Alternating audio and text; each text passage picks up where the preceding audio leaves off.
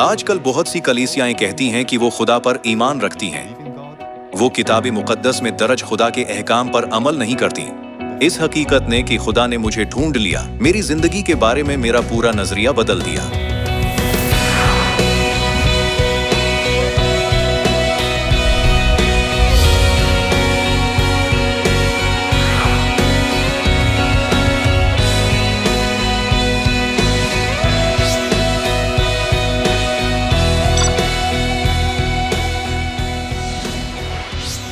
चुनांचा मसीह आन सांग होंग पर ईमान लाना ज्यादा मुश्किल नहीं था, जिन्होंने आकर सच्चाई को बहाल किया। और बेशक ये सोच कि खुदा एक कादिर मुतलक इंसान के तौर पर आते हैं, शुरू में बहुत से जज्बात और शकूक व शुबहात को जन्म देती है। अगरचा ये इतना मुश्किल भी नहीं था, फिर भी ये इतना आसान नहीं था, क्योंकि किसी इंसान का खुदा होना, बल्कि खुदा का इंसानी सूरत में आना कोई मामूली बात नहीं है। ये कुछ ऐसा है जिसे समझना बहुत अहम है। इसलिए जिस चीज ने ईमान को मजबूत बनाया वो दाऊद बादशाह के बारे में, अंजीर के दरख्त के बारे में और बहुत सी दीगर नबूवतें थीं। इसलिए यीशु की पहली आमद और यीशु की दूसरी आमद की नबूवतों से मुताला करते हुए और ये समझते हुए कि किताब मुकद्दस वाकई वो सबूत है जो खुदा ने हमें दिया है ताकि हम उन्हें जिस्म में आने पर पहचान सकें, मैं यकीन कर सका कि मसीह आन सांग होंग वाकई सच्चे खुदा हैं जो नए अहद की सच्चाई को बहाल करने आए जो लोगों ने खो दी थी, ताकि हम हकीकी मानों में खुदा से मुंसलिक हो सकें।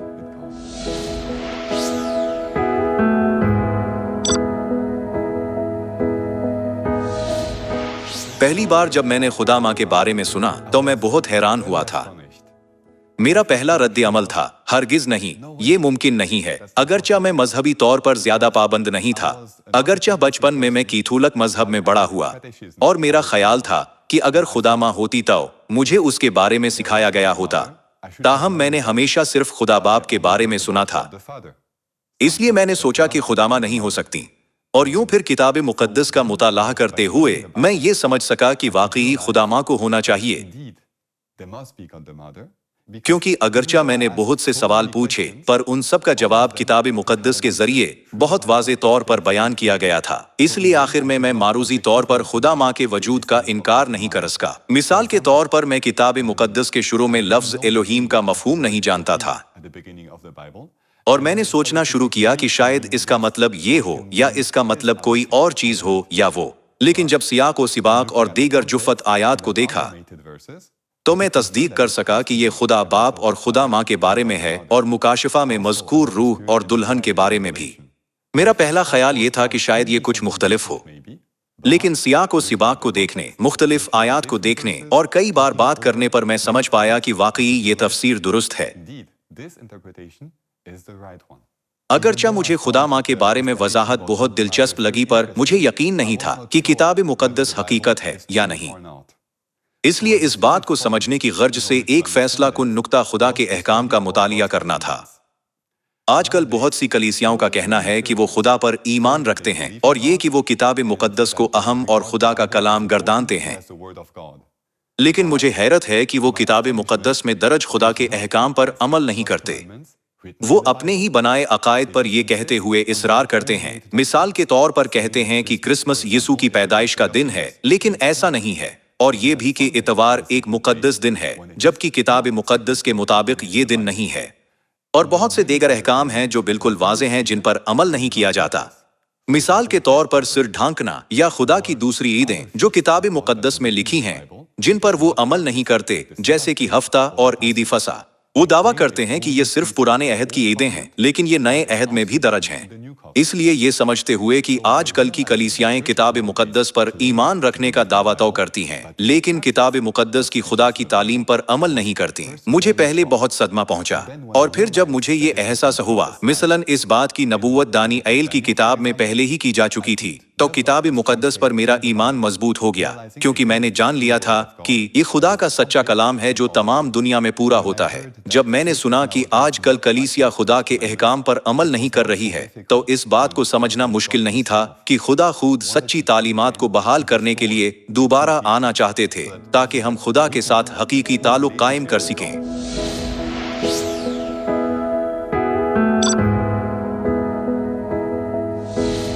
इससे पहले मैंने अपनी जिंदगी में कुछ अच्छे लम्हात गुजारे थे।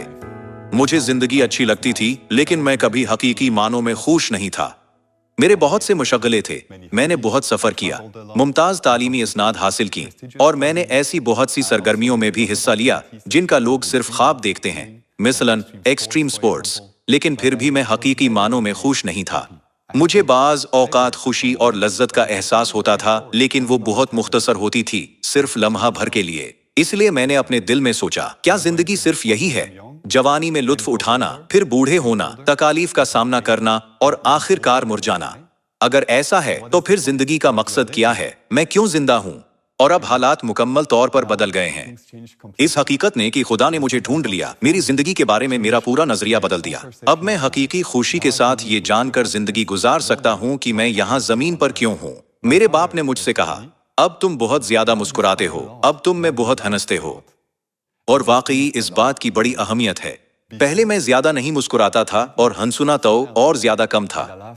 मैं दरअसल एक बहुत ही तारीक मिजाज इंसान था, और अब मैं हर रोज ज्यादा खुशी महसूस करता हूँ आसमान की बादशाही के इंतजार में, जिसका खुदा ने हमसे वादा किया है। बस वाकई मैं इसके लिए बाप और माँ का शुक्र अदा करता हूँ।